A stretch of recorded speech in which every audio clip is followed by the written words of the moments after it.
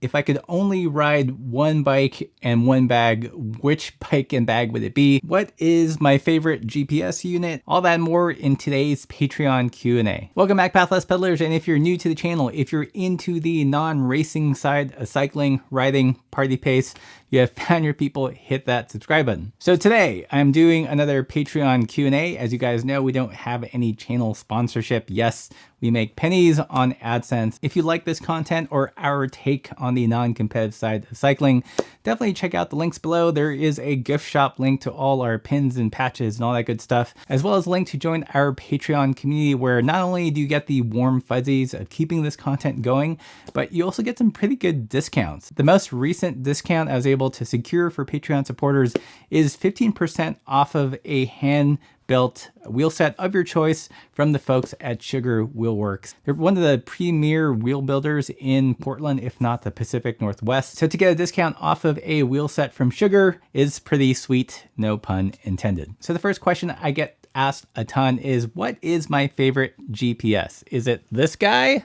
the Wahoo Element Bolt, or is it something else? So for me personally, with the riding I'm doing these days, which is pretty close to town, and I'm using my bike computer GPS unit to mostly just track metrics rather than navigate, I've actually migrated away from these kind of dedicated bike computers and am using this guy. So this is the Garmin Instinct Solar, and it's actually a running watch or multi-sport watch, but I like to use it for cycling as well. As you guys know, I'm in the middle of my 30 days of trying to ride 1,000 feet, and this is the bike computer I've been using. And I like it because it shows me all the pertinent metrics that I want to track. So that's things like speed, distance, grade, number of feet ascending, as well as heart rate. And I can also set alarms with this watch. So if I'm trying to stay under a certain heart rate zone because I don't want to explode, this watch will beep at me, letting me know that I should probably ride a little bit more party pace. Another thing I really like about using a multi-sport watch is that it's really easy to move from bike to bike to bike. I mean, you're literally wearing it. It's already got a heart rate monitor, which I find is fairly accurate these days. So I don't have to put on an additional heart rate strap or worry about how I'm gonna place it on the bike if I've got bags or anything. That's actually why I've modded this Wahoo with a knife belt clip so I can clip it onto bike bags.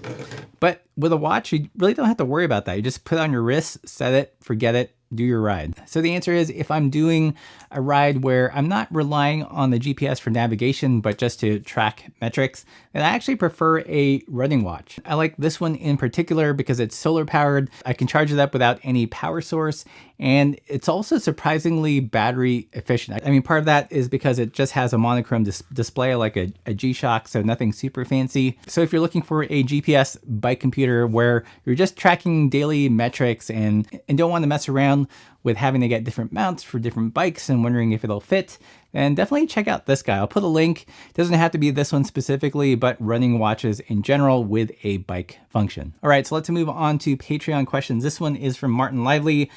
What's something you've reviewed on the channel, bike, tool bag, or even a technique or method that your opinion or take on has changed significantly since doing the review? So the first two that come to mind are tubeless tires. I was really resistant.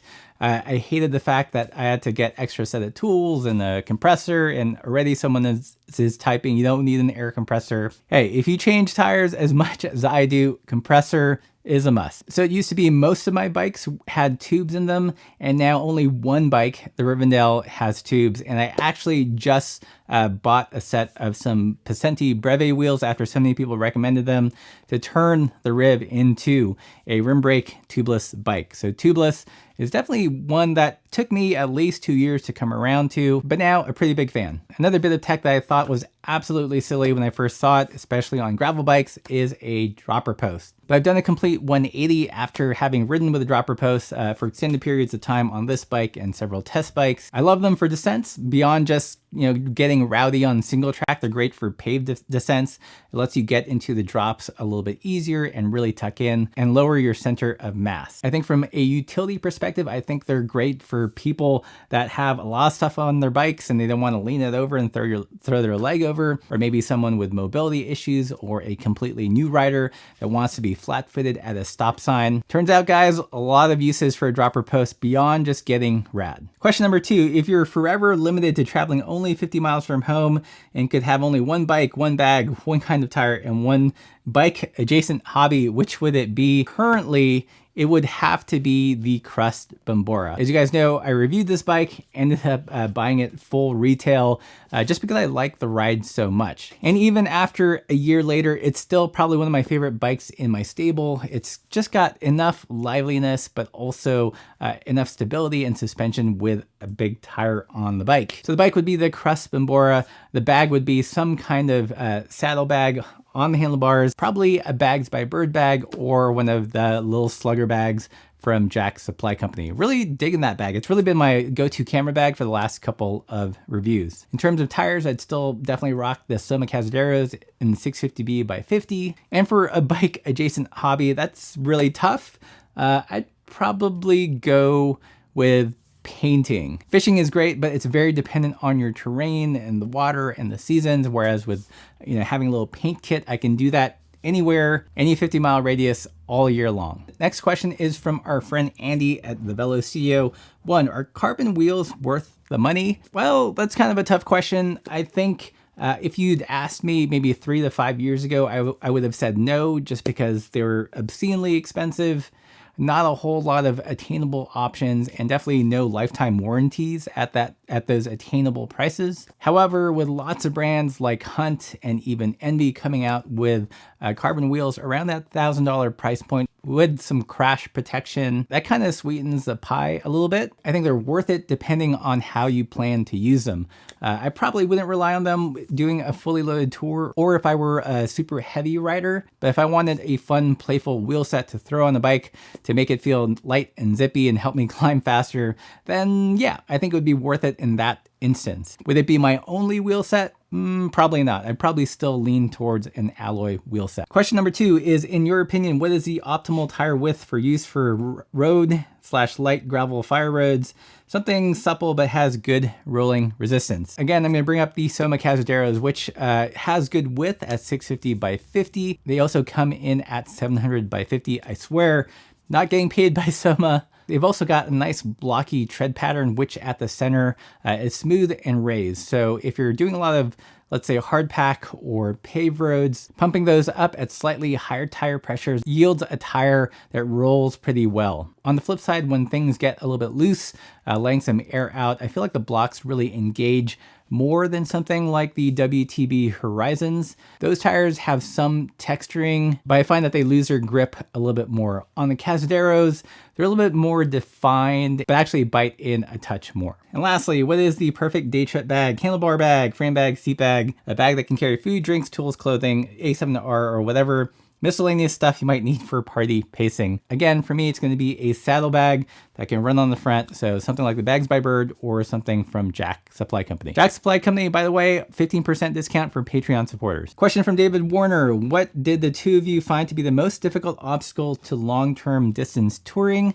I think the biggest obstacle for us back then and for us now actually is time and resources. It was less about fitness and bike and gear. We already had those things, but making that leap to sell everything and have that opportunity cost of traveling versus, making money to be more stable in the future and untethering ourselves from our friends and family, that kind of emotional attachment or letting go, that was definitely the toughest thing in making that initial decision. Related question is, what did the two of you find most challenging about re-entry to the world of having a home that was not a bike? That's an excellent question. I think one that doesn't get asked too often. Most people are hung up on that romantic ideal of traveling forever, but what happens when you have to go back back home. One of the biggest struggles was this sense of going backwards, of somehow not advancing anymore. We had told ourselves that the romantic ideal was to travel forever, and here we were putting stakes back, and in some ways it felt like a defeat, but I've kind of changed my opinion about that.